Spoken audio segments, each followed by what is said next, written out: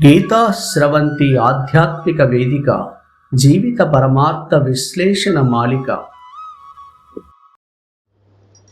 ఓం నమో బ్రహ్మాదిభ్యో బ్రహ్మ విద్యా సంప్రదాయ కర్తుభ్యో వంశ ఋషిభ్యో మహద్భ్యో నమో గురుభ్యః. మంగళం గురుదేవాయ మహనీయ గుణాత్మనే సర్వలోకశరణ్యాయ సాధురూపాయ మంగళం.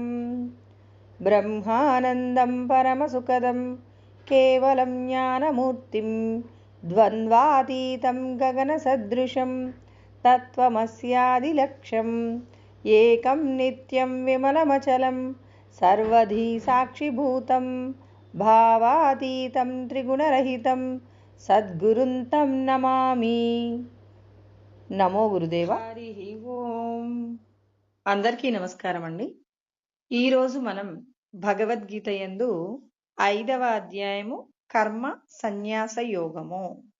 శ్రీకృష్ణ పరమాత్మ భగవంతుణ్ణి ఎక్కడో దర్శనం చెయ్యాలి అనేటటువంటి కోరికను విడిచిపెట్టి తన హృదయాంతరాలలో ఉన్నటువంటి పరమాత్మను ఎలా పట్టుకోవాలి అనేటటువంటి విషయాలపైన ప్రతి ఒక్కరూ కూడా తమ యొక్క దృష్టిని లగ్నం చెయ్యాలి అంటున్నారు. అంటే పరమాత్మ భగవంతుణ్ణి మనం ఎక్కడెక్కడో వెతుకుతూ ఉంటాం.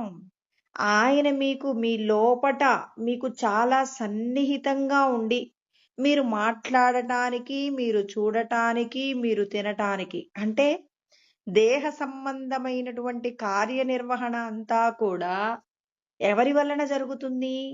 మనం ఎవరైతే బయటెక్కడో ఉన్నారని, దూరంగా ఉన్నారని మనం వెతుకుతున్నాం కదా, అలాంటి స్వరూపము చేతనే, ఆ పరమపదము చేతనే, ఆ పరబ్రహ్మము చేతనే మనము శక్తి తీసుకొని మన యొక్క కార్యనిర్వహణ, అంటే మన పనులన్నీ జరుగుతున్నాయి.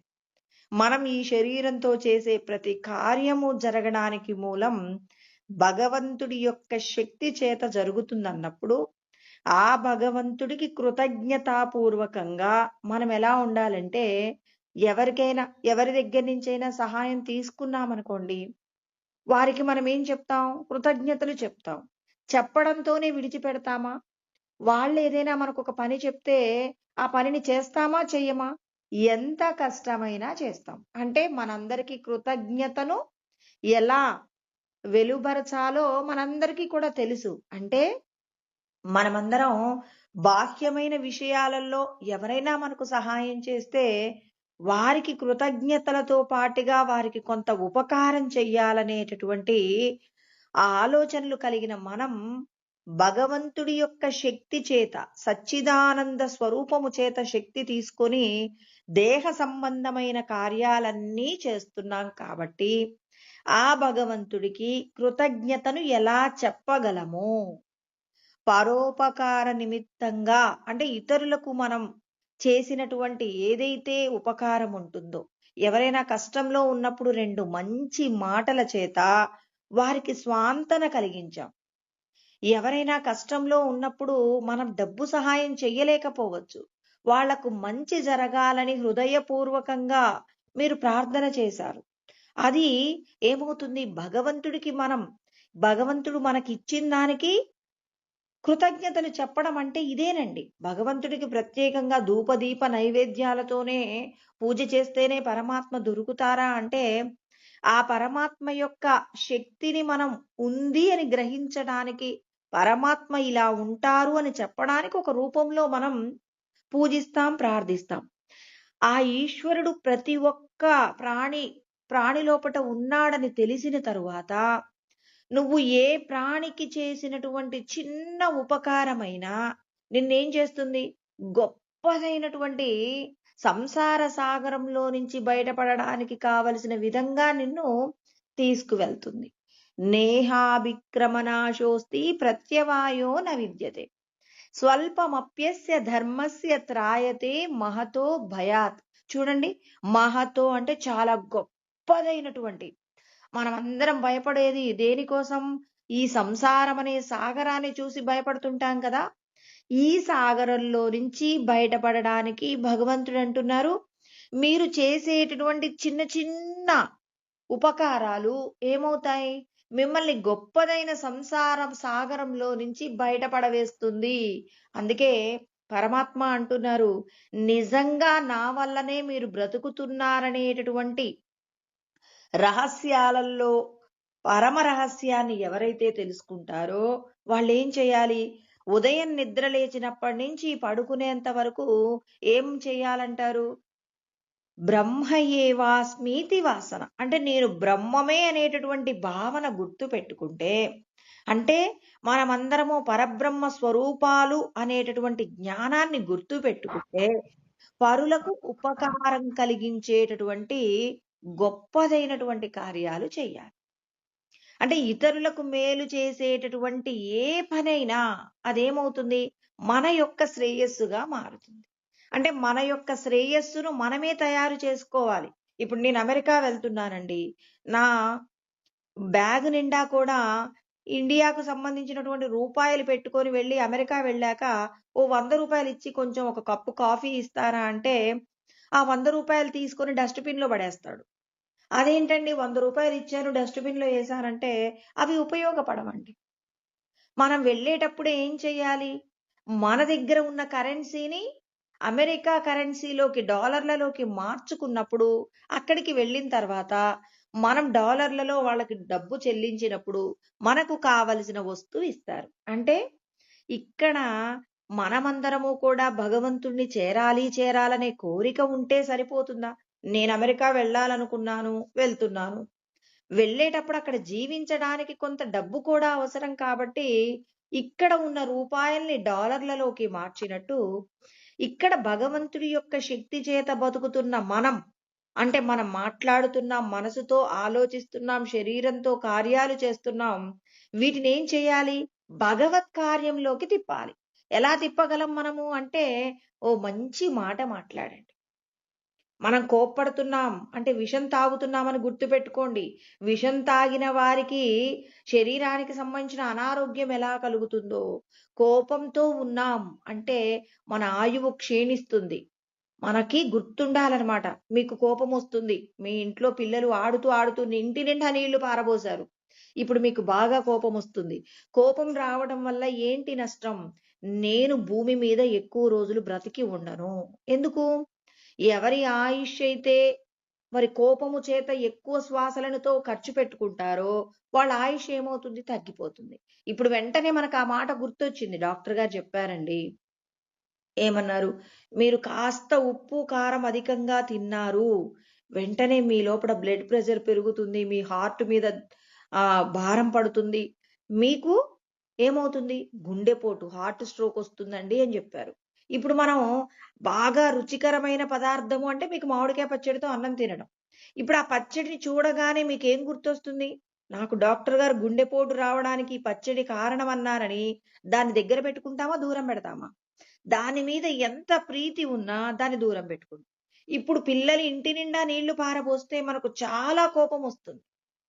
కానీ ఇప్పుడు నేను చనిపోతాను, నా ఆయు ప్రమాణాన్ని నేనే పోగొట్టుకుంటున్నాననే సత్యం తెలిసాక ఇప్పుడు మనం ఏం చేస్తాం, అక్కడ ఉన్న పనిని, ఇప్పుడు కోపం పిల్లల్ని తిట్టిన తర్వాతైనా మనమే శుభ్రం చేసుకోవాలి.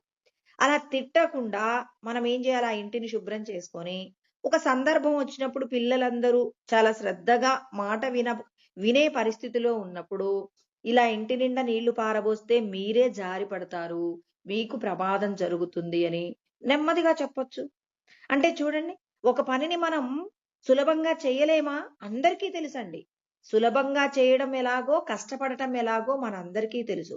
కాబట్టి ఇక్కడ భగవంతుడు అంటున్నారు, దేహ సంబంధమైన కార్యాలను చేసేటప్పుడు మీరేం చేయాలి, మీ యొక్క శరీరము ఎంత విలువైనదో గుర్తుంచుకోండి.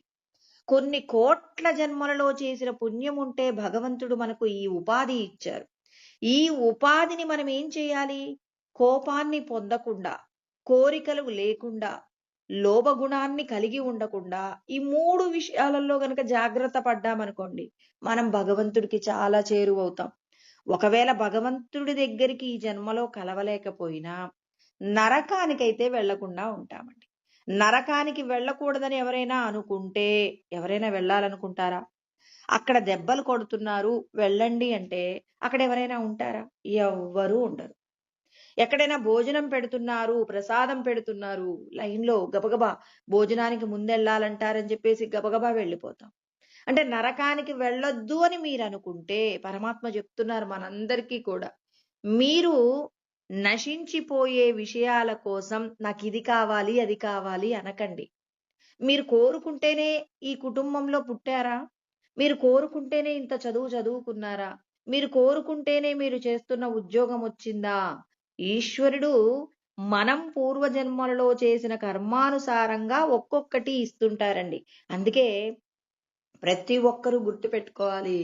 కోరికలు లేకుండా చేసుకోండి. జ్ఞానం ఉంటే కోరికలు తగ్గుతాయి. ఇంకా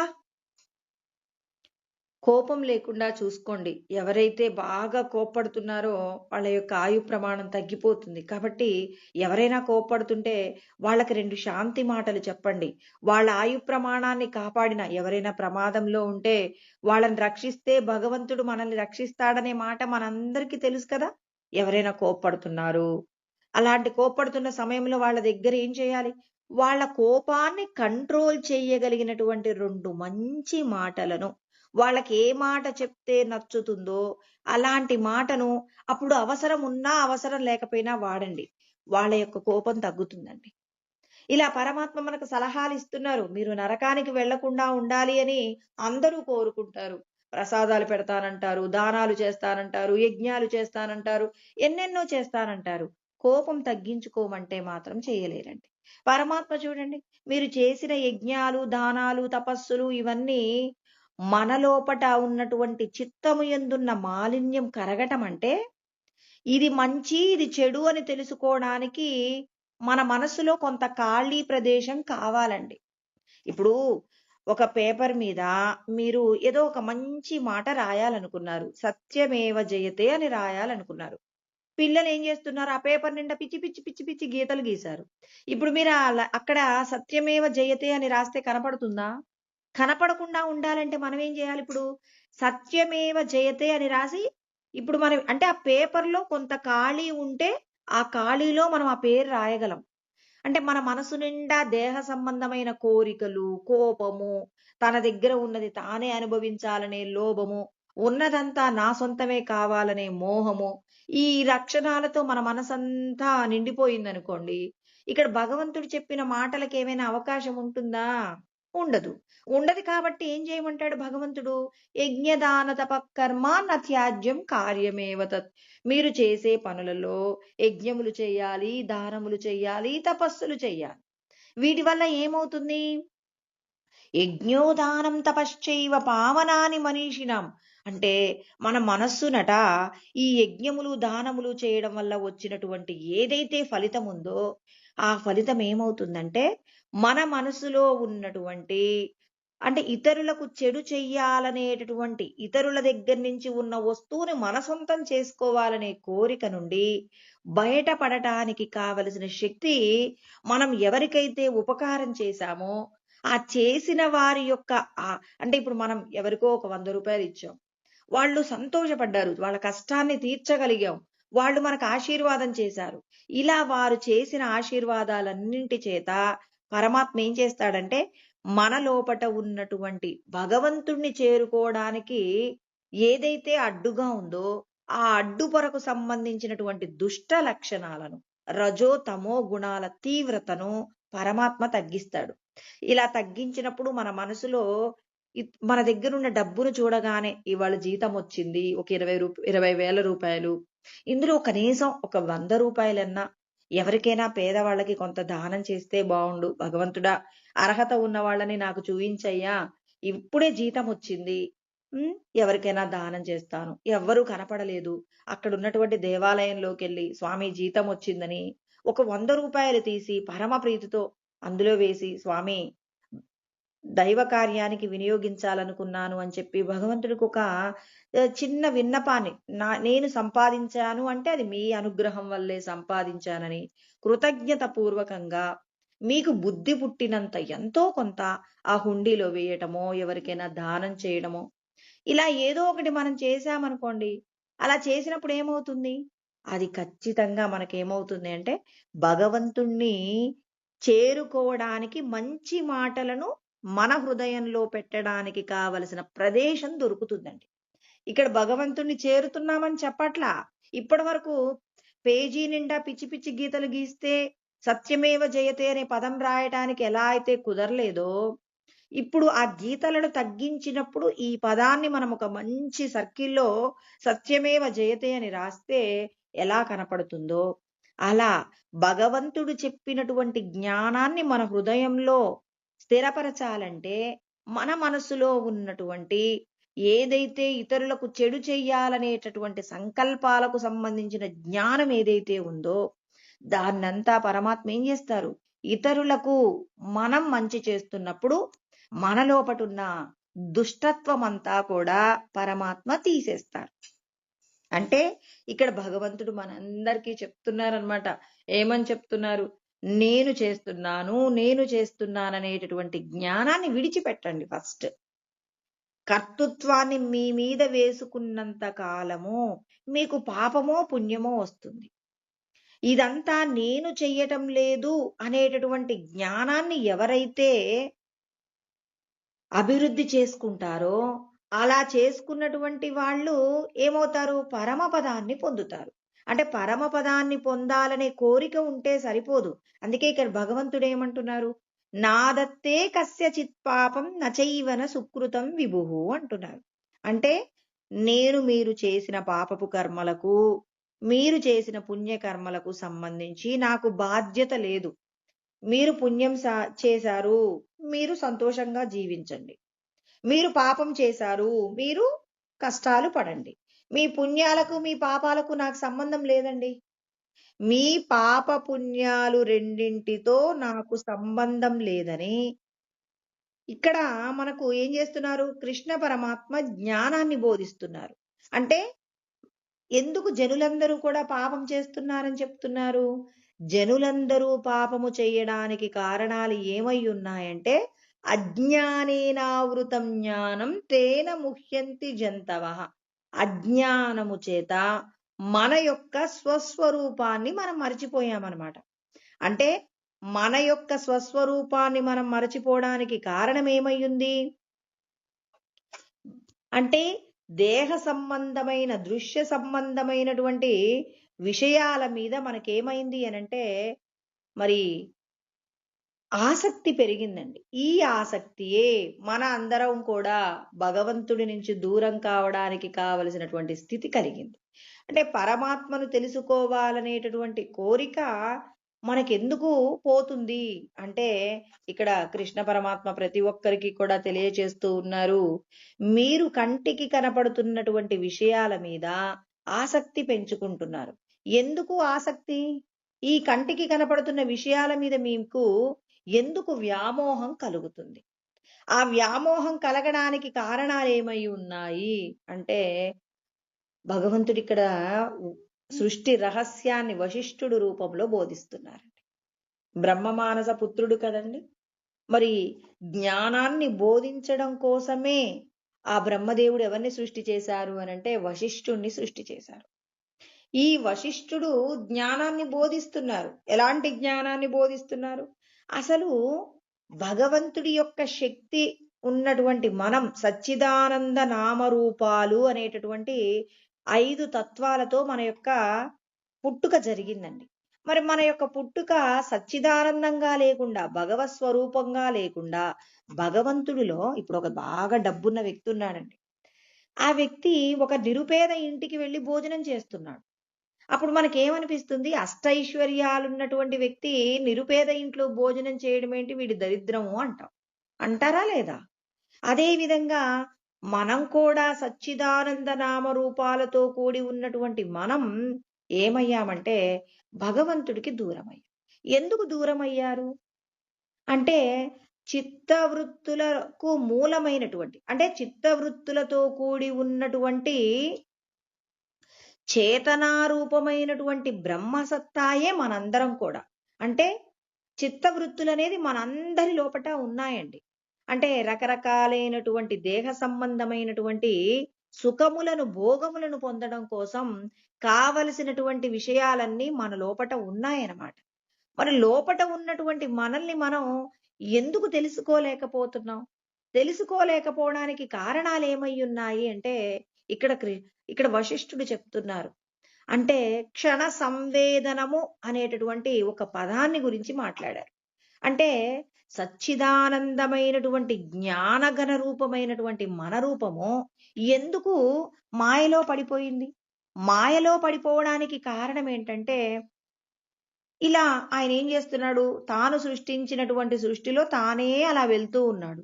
అలా వెళ్తూ ఉన్నప్పుడు కొన్ని విషయాలను చూసి అబ్బా! ఇదేదో మనం వేసుకున్నటువంటి చెట్టేనండి. ఓ మామిడి చెట్టు పెంచుకున్నాం. మామిడి చెట్టు పెంచుకున్న తర్వాత ఆ చెట్టు మీద పూసినటువంటి ఏదో ఒక చిన్న ఆహ్, ఆ చిగురండి. అంటే చిగుర్లు కూడా చాలా చక్కగా మావి చిగురు అంటారు గదా! చూడటానికి చాలా చక్కగా ఉంటుంది. ఆ చిగురుని చూసి అబ్బా! ఇది బాగుందే అన్నారనుకోండి. అంటే మన మనస్సు ఎక్కడ లీనమైంది? ఆ చిగురు మీద లీనమైంది. అంటే ఇక్కడ మనం అందరం ఏం చేస్తున్నాం? కంటికి కనపడుతున్న విషయాలను పరమాత్మ ఏమంటారంటే అలా చూస్తూ ఉండండి. అంతేకాని అవి నా సొంతం కావాలనేటటువంటి కోరికను మీరు పెంచుకోకండి అంటున్నారు. అంటే ఇక్కడ మనం అందరం ఏం చేస్తామంటే కంటికి కనపడుతున్న విషయాల మీద ఆసక్తి పెంచుకుంటున్నాం. ఇక్కడ జీవుడు కూడా అంటే ప్రతి ఒక్కరండి 84 లక్షల ఉపాధులన్నీ కూడా ఎందుకు ఇంత మాయలో ఉన్నాయి? మాయలో ఉండడానికి ఏంటి కారణం అంటే ఇక్కడ వశిష్ఠుడు చెప్తున్నారు. అంటే మీరు ఏదైనా ఇప్పుడు షాప్‌కి వెళ్ళండి. చూడండి, చూసి రండి. అవసరం ఉంటే కొనుక్కోండి. కానీ ఇది నా ఇంట్లో తప్ప ఎవరి దగ్గర ఉండకూడదు. మార్కెట్‌లో పెట్టిన వస్తువులలో దేనిని కొనుక్కోవాలి, దేన్ని కొనుక్కోకూడదనేది ఎవరు నిర్ణయిస్తారు? మన దగ్గరున్నటువంటి సంపద, మనకున్న అవసరాలు ఇవన్నీ నిర్ణయిస్తాయి. అంటే ఇక్కడ పరమాత్మ ఏమంటున్నారు? ఈ లోకంలో ఉన్న సంపదంతా నా సొంతం చేసుకోవాలనేటటువంటి ఏదైతే పేరాశ ఉంటుందో, అది మనల్ని ఏం చేస్తుందంటే ఒక్క క్షణం మిగిలిన సమాజం నుంచి మనల్ని వేరు చేస్తుందండి. ఇప్పుడు మనం ఏమనుకుంటాం? అందరికంటే ప్రత్యేకంగా ఉండాలని వాళ్ళ యొక్క వేషధారణ, తర్వాత వాళ్ళు ధరించేటటువంటి ఏదైనా ఆభరణాలు, వాళ్ళకున్న కారు, వాళ్ళకున్న ఇల్లు లోకంలో ఎవరికీ ఉండకూడదు. అందరికంటే నేను ప్రత్యేకంగా ఉండాలనుకుంటారు. ఎందుకంటే మనమందరము కూడా ప్రత్యేకమైనటువంటి సచ్చిదానంద లక్షణాలతో ఉన్నవాళ్ళమే కాబట్టి, మరి మనందరిలో కూడా ఆ విధమైనటువంటి స్థితి మనకుంటుందండి. కానీ ఇక్కడ ఏం జరుగుతుంది? భగవంతుడు ఏమంటున్నారు? ఇక్కడ వీళ్ళేం చేస్తున్నారు? కామ, క్రోధ, లోభ, మోహ, మద, మాత్సర్యములు. ఈ 6 విషయాలలో ఏదో ఒక దానికి లొంగిపోతున్నారు. సమాజంలో ఉన్నవన్నీ అందరూ అనుభవించండి. అందరూ అనుభవించడానికే నేను ఈ సృష్టి చేశాను. సంతోషంగా ఉండండి అంటే, ఇక్కడ ఉన్నటువంటి పరబ్రహ్మ స్వరూపంగా ఉన్న మనం అంటే, మనం ఎలా ఇవాళ జీవుడిగా మారి, నేను స్త్రీనని, పురుషుడినని, నేను పలానా కులమని, పలానా ఉద్యోగం చేసేవాడినని, ఇలా రకరకాలుగా మన గురించి మనం మాట్లాడుకుంటున్నాం గదా! ఇవాళ మనం ఇలా ఎందుకు పుట్టామంటే, ఈ లోకాలనే సృష్టించగలిగినటువంటి గొప్ప స్థితిలో ఉన్నటువంటి మనమందరము కూడా ఎవ్వరు తక్కువ కాదండి. ఈ కులం వాడికి ఆ స్థితి లేదు. పలానా వారికి ఆ స్థితి లేదు అనటానికి ఏం వీల్లేదు. అందరూ కూడా భగవంతుడికి ఉన్నటువంటి శక్తి సామర్థ్యాలన్నీ ఇప్పుడు ఓ 1000 ఎకరాల పొలం ఉన్న వ్యక్తికి 2 కొడుకులండి. చెరి 500 ఎకరాలు ఇచ్చారు. ఇప్పుడు ఆ పిల్లలు పుట్టుకతో ధనవంతులుగా పుట్టారు. తండ్రి యొక్క సంపదను వీళ్ళేం చేస్తున్నారు? అనుభవించడంలో ఒక వ్యక్తి ఏం చేశాడు? వ్యసనాలకు లోనై మొత్తం పోగొట్టుకున్నాడు. పోగొట్టుకున్నటువంటి వ్యక్తి ఎలా ఉన్నాడు? భిక్షగాడిగా ఉన్నాడు. ఇప్పుడు వాళ్ళ నాన్నగారిచ్చిన 500 ఎకరాలను అంచెలంచెలుగా ధర్మంగా పెంచుకున్నాడు. 10 మందికి మంచి చేస్తున్నాడు. అతడు తండ్రిలాగే తాను కూడా ప్రకాశిస్తాడు. ఇవాళ మనమందరం ఏం చేసాం? వ్యసనాలకు భూమి మీద ఉన్న విషయాల మీద ఉన్న కోరిక, ఆసక్తి చేత మనమందరం ఇవాళ మనం ఏవైతే నా జీవితంలో ఇన్ని కష్టాలున్నాయండి. నేనింతగా దరిద్రంలో ఉన్నానండి. నేను సత్యాన్ని తెలుసుకోలేకపోతున్నానండి. భగవత్ సాధన చెయ్యలేకపోతున్నానండి అని మనం అనుకుంటున్నాం. ఈ స్థితి ఎవరు తెచ్చుకున్నారు? మనమే కదండి. 500 ఎకరాలున్న వ్యక్తి భిక్షగాడిగా ఎందుకు మారాడు? తన వ్యసనాలే. ఇవాళ మనకున్న వ్యసనాలు మన యొక్క స్థితిని తెలుసుకోవడానికి ఇవాళ మనం అష్ట కష్టాలు పడుతున్నాం. చాలా మంది చూడండి పాపం అజ్ఞానంతో భగవంతుడిని తెలుసుకునే రీతి వాళ్ళకు దొరకదండి. భగవంతుడి మాట వినటానికి కూడా ఇష్టపడరు. వాళ్ళని చూసినప్పుడు జాలి పడాలే కానీ ఎగతాళి చేయకూడదు. వీళ్ళు ఎవరైనా భగవంతుడు ఉన్నాడా? ఎక్కడున్నాడు? చూపించండి అన్నప్పుడు వాళ్ళ స్థితిని చూసి, పేదవాడిని చూసి ఎలా అయితే జాలిపడి మీ వంతుగా సహాయం చేస్తారో, భగవంతుడు ఎక్కడున్నాడు అని చెప్పి ఎగతాళి చేస్తున్న వాడి కోసం మనం ప్రార్థన చెయ్యాలి. స్వామి, మిమ్మల్ని తెలుసుకోగలిగిన భాగ్యం ప్రసాదించండి. అతని యొక్క పాపాన్ని తీసేయండి. ఆ పాపం తీసేస్తే మిమ్మల్ని తెలుసుకుంటారని ఒక పేదవాడు తన యొక్క జీవితంలో ఉన్న కష్టాన్ని పోగొట్టుకోవడానికి మన వంతుగా మనం ఎంతో కొంత డబ్బివ్వడమో, కొంత అన్నం పెట్టడమో, ఈ భగవంతుడికి ప్రార్థన చేయడమో ఏదో ఒకటి చేస్తాం కదా! భగవంతుడు లేడు అన్న వ్యక్తి మీద కూడా కోపం పొందటానికి బదులు వాళ్ళ గురించి మనం ప్రార్థన చేయాలి. స్వామి, మీ మాహాత్మ్యం తెలుసుకోలేకపోతున్నారంటే ఎంతటి పాపముందో. అంటే వ్యసనాలకు లోనైన వ్యక్తి సంపదను పోగొట్టుకున్నట్టు ఈ లోకంలో ఉన్నటువంటి విషయాలన్నీ మేమే చేస్తున్నాం. దీనికోసం కృష్ణ పరమాత్మ ఒక శ్లోకం చెప్తారండి. అసత్యమప్రతిష్టంతే జగదాహురనీశ్వరం అపరస్పర సంభూతం కిమన్యత్ కామహైతుకం. అంటే కృష్ణ పరమాత్మ లోకంలో జరుగుతున్న ప్రతి విషయం గురించి మాట్లాడతారు. ఎందుకంటే మాయలో ఉన్నవాళ్ళు, అంటే వ్యసనాలకు లోనైన వాళ్ళందరూ ఎలా ఉంటారో చెప్తున్నారనమాట. 16వ అధ్యాయం 8వ శ్లోకంలో చెప్తారు. వేదాది ప్రమాణం లేదని, ధర్మాధర్మ విచక్షణతో కూడి జీవించాలని ఇవన్నీ ఒప్పుకోరండి. అసత్యమ ప్రతిష్టంతే జగదాహురనీశ్వరం. ఈ జగత్తును సృష్టించింది ఈశ్వరుడే అని వాళ్ళు ఒప్పుకోరట. పరమాత్మయే చెప్తున్నారు. అపరస్పర సంభూతం కిమన్యత్ కామహైతుకం. ఇంకా వాళ్ళు గొప్పగా మాట్లాడతారు. అసలు ఈ సంతానము, ఈ జగత్తులో ఇంత సృష్టి ఎలా జరుగుతుందో తెలుసా? స్త్రీ పురుషుల మధ్యలో ఉన్నటువంటి కామ సంబంధమైనటువంటి కోరికలే సంతానంగా జగత్తు యొక్క ఉద్భవం జరుగుతుంది. కానీ భగవంతుడు సృష్టి చేయడం ఏంటి అని చెప్పి భగవంతుడి యొక్క ఉనికిని అంగీకరించడానికి కూడా ఇష్టపడనటువంటి వ్యక్తులు చాలా నీచమైనటువంటి, దిగజారినటువంటి స్థితిలోకి వెళ్ళిపోతారండి. వాళ్ళని చూసి జాలి పడాల్సింది పోయి కోపాన్ని పొందకూడదు. మీరెందుకు కోపడతారు? అవతలి వాడు విషం తాగుతున్నాడు. విషం తాగుతున్న వాడికి విషం ఎక్కుతుంది. మీరెందుకు విషం ఎక్కించుకుంటారు? అంటే ఇక్కడ భగవంతుడు చూడండి మనల్ని బాగు చేస్తున్నాడు ఆయన. అవసరమైతే కష్టంలో ఉన్న వారికి చిన్న సహాయం చేయండి. అంతేగాని మీరెందుకు మీ యొక్క ఆయుష్ని తగ్గించుకుంటారు? లేదండి పలానా వాడు తప్పు చేస్తున్నాడు, వాడిని నేను సరిచేసే ప్రయత్నం అంటే ముందు ఒక మంచి మాట చెప్పండి. వింటాడా? వినడు. వినకపోతే కొంత సహాయం చేసి చూడండి. అతనికి కష్టం వస్తే ఆ కష్టంలో సహాయాన్ని పొందిన తర్వాత మీ మాట వింటాడేమో చూడండి. అలా కూడా వినట్లేదు, అప్పుడు భగవంతుడికి ప్రార్థించండి. అతడు చేసిన పాపం పోతేనే కదండి. ఇప్పుడు వస్త్రం శుభ్రంగా ఉండాలండి. ఆ వస్త్రం మీద, తెల్లటి వస్త్రం మీద మరక పడింది. ఆ మరకని మీరు పోగొట్టేంత వరకు ఆ వస్త్రము ప్రకాశిస్తుందా? ప్రకాశించదు. ఆ మరక పోవడానికి ఏం చేస్తాం మనం? డిటర్జెంట్ వాడతాం, ఇంకా రకరకాలైనటువంటి ఆ మరక పోవడానికి కావలసినటువంటి విషయాలన్నీ వాడతాం కదా. అదే విధంగా ఒక వ్యక్తికి ఎంతో చెప్పానండి, వాడు నా మాట వినట్లేదంటే మీ ప్రయత్నం మీరు చేశాక ఈశ్వరుడి మీద భారం వేయండి. ఈశ్వరా, మేమేం చేయలేకపోతున్నామండి, మీరే చూసుకోండి అని భగవంతుడికి మీరు హృదయపూర్వకంగా ప్రార్థన చేయండి. చాలు, ఆయన చూసుకుంటాడు ఇక. అంటే ఇక్కడ భగవంతుడు చెప్తున్నారు, నేను చేస్తున్నా అని ఎందుకంటున్నారు? మీరందరూ పాపపు కర్మలను అనుభవిస్తున్నారు. అంటే మీరు ఎక్కువగా పాపం చేసున్నారు కాబట్టి నేను చేస్తున్నాను అంటున్నారు. జ్ఞానులు ఏమంటున్నారండి? రమణ మహర్షి, రామకృష్ణ పరమహంస, ప్రకాశానందగిరి స్వాముల వారు, మరి వీళ్ళందరూ ఏమంటున్నారు? నేను చేయట్లేదు, ఈశ్వరుడే అన్నీ చేయిస్తున్నారంటున్నారు. మరి వాళ్ళకి మనకున్నటువంటి మధ్యలో ఉన్న భేదం అందరూ వాళ్ళతో పోల్చుకుంటారు. అబ్బా, నాకు రమణులకి ఏం తేడా అండి అని జ్ఞానులతో పోల్చుకుంటారు. కానీ వాళ్ళ యొక్క ఆచరణ చూడండి. ఈ శరీరాన్ని వాళ్ళు ఏమన్నారు? ఇది నేను కాదు అన్నారు. అంతేకాని ఇది నేను అన్నారా? అలా అని ఆ శరీరాన్ని విడిచిపెట్టి వెళ్ళారా?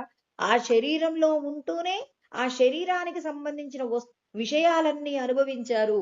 ఒక పరాయి వస్తువు ఎలా ఉంటే, మన ఇంట్లో ఉంటే ఎలా అయితే దాన్ని చూసుకుంటామో, అలాగే ఈ శరీరానికి సాక్షిగా ఈ శరీరానికి సంబంధించిన విషయాలన్నీ కూడా చూస్తూ ఉంటారన్నమాట. మనం కూడా అంతటి స్థితికి వెళ్ళాలి అంటే, నేను చేస్తున్నాననే కర్తృత్వాన్ని విడిచిపెట్టండి. మీకున్న అజ్ఞానం పోగొట్టుకోండి. అజ్ఞానానికి మూలం ఏంటి అంటే, మరి నశించిపోయే విషయాలలో క్షణకాలం పాటు అంటే మనందరం చాలా ఆనందంగా భూమి మీద తిరుగుతున్నప్పుడు ఒక్కొక్కరు ఒక్కొక్క విషయం దగ్గర, ఒకరేమో చెవికి సంబంధించినటువంటి శబ్దాలను విని ఆగిపోయారు. ఒకరేమో రుచికి నచ్చిన పదార్థం కోసం ఆగిపోయారు. ఇప్పుడు కొంతమంది చూడండి, మంచి ఆహారం దొరుకుతుందంటే ఎంత దూరమైనా వెళ్తారు. పలానా ఊళ్ళో పలానా రెస్టారెంట్లో పలానా భోజనం బాగుంటుందంటే ఎంత డబ్బు ఖర్చు పెట్టుకొనైనా వెళ్తారు. కొంతమంది చూడండి, వారికి నచ్చినటువంటి ఏదైనా ఒక సంగీతం పలానా చోట ఉంటుంది, పలానా ఆ చాగంటి గారు ప్రవచనం పలానా చోట చెప్తున్నారంటే, ఆయన ప్రవచనాల మీద భగవంతుడి మీద మక్కువ ఉండి ఆ పరమాత్మను తెలుసుకోవాలనుకున్న వాళ్ళు ఆయన ప్రవచనాలు ఎక్కడున్నాయో అక్కడికి ఎంత దూరమైనా ఎంత ఖర్చైనా వెళ్ళిపోతారు. ఒక రూపాన్ని చూసి ఆనందించాలనుకుంటే గొప్ప గొప్ప ప్రదేశాలు ఎక్కడున్నాయో తెలుసుకొని ఏం చేస్తారు, వెళ్ళిపోతారు అక్కడికి. అంటే ఎక్కడైనా పక్షులన్నీ ఒక చోట ఉంటాయనుకోండి, కర్ణాటకలో కూర్గ్ అనే ప్రాంతం ఉంటుంది కదండి, అక్కడికి వెళ్ళిపోతారు. పక్షులన్నీ చూడటం ఒకరికి చాలా ఇష్టం. లేదు ప్రకృతి అందాలు కావాలి అనుకున్నారనుకోండి, ఎక్కడెక్కడ వాళ్ళకు నచ్చినటువంటి పుష్పాలకు సంబంధించినటువంటి ఆ తోటలు ఎక్కడున్నాయో అక్కడికి వెళ్ళిపోతారు. అంటే రూపములకు సంబంధించి వెళ్ళిపోతున్నారు. ఇంకా వాసనలకి సంబంధించి గొప్ప గొప్ప వాసనలు, వాళ్ళకి ఏ ఏ వాసనల మీద మక్కువగా ఉంటుందో ఆ వాసనల కోసం వెళ్ళిపోతారు. ఎండాకాలం ఉంది, ఇక్కడ మేము ఉండలేమనుకున్న వారు చల్లటి ప్రదేశాలను వెతుక్కుంటూ సంతోషంగా ఉండడానికి వెళ్ళిపోతారు. అంటే మన జీవితాన్ని ఎవరు నిర్ణయిస్తున్నారు? శబ్ద స్పర్శ రూప రస గంధాదులకు, మరి గంధాదులతో మూలమైనటువంటి ఇంద్రియాలు ఏం చేస్తున్నాయి? ఆయా ప్రదేశాలకు ఈ జీవుణ్ణి వెంట పెట్టుకొని వెళ్ళిపోతున్నాయి. అంటే ఒక్కొక్కరు ఒక్కొక్క చోట ఆగి వాళ్ళ యొక్క సచ్చిదానందాన్ని మర్చిపోయారు. ఒక వాసనను చూసి ఆగిపోయారు. ఒక రూపాన్ని చూసి ఆగిపోయారు. ఒక రుచిని చూసి ఆగిపోతున్నారు. అంటే ఇవాళ చూడండి, ఒక్కొక్క వ్యక్తికి ఎన్నెన్నో జ్ఞాన సంబంధమైనటువంటి విషయాలు తెలుసుంటాయి. కానీ ఒక నాలుకకు సంబంధించిన పదార్థం దగ్గర ఆగిపోతాడు. ఎప్పుడూ తింటూనే ఉంటాడు. చూడండి, ఆయన జ్ఞానము ఆ నాలుకను కంట్రోల్ చేయడానికి ఉపయోగపడిందా? పడలేదు. మరి జ్ఞానులే అలా ఉంటే ఇంకా సాధారణమైన వ్యక్తులు ఏం చేస్తారండి? అందుకే ఇంద్రియ నిగ్రహం కలిగినటువంటి సత్పురుషుణ్ణి గనక మనం దర్శనం చేస్తే, మనం మన నాలుకను ఎలా కంట్రోల్ చెయ్యాలో వాళ్ళని చూసినప్పుడు మనకు అర్థమవుతుంది. గురువులు ఉండేటటువంటి ప్రదేశాలలో మనం కూడా ఉండాలని ఎందుకంటారు? వాళ్ళు ఇంద్రియాలను ఎలా నిగ్రహిస్తున్నారు? మనము ఆహారం తింటున్నాం, వాళ్ళు మనం తిన్న ఆహారాన్ని తింటున్నారు. తినేటప్పుడు వాళ్ళ ప్రవర్తన ఎలా ఉంది, మన ప్రవర్తన ఎలా ఉంది? వాళ్ళు ఎలా ఉంటారంటే ఆకలితో ఉన్నప్పుడు తింటుంటారు, ఆ పదార్థం యొక్క రుచిని ఆస్వాదించరు. మనం ఏం చేస్తాం? పప్పు కూర బాగుంది, తర్వాత దోసకాయ కూరలో కొంచెం ఉప్పు తక్కువైనట్టుంది, ఇలా చూడండి, అందులో ఉన్నటువంటి షడ్రుచులు వెతుక్కుంటూ తింటున్నాం. కానీ జ్ఞానులు ఆకలి కోసం వారు ఆహారాన్ని తీసుకుంటారు.